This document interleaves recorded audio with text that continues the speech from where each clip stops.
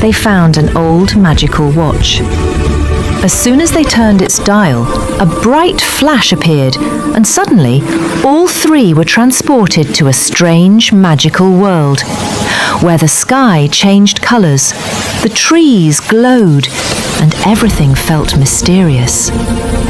There, an old wizard appeared and said, "This world will test your truth, friendship, and sacrifice.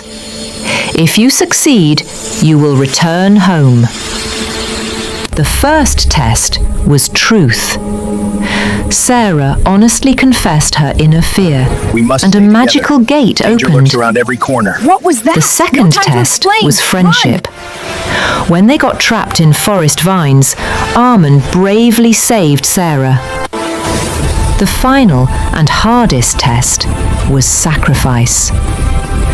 Fahad gathered courage and locked himself inside the magical watch so the others could be free. A bright light flashed, and all three friends returned to their village. They never forgot.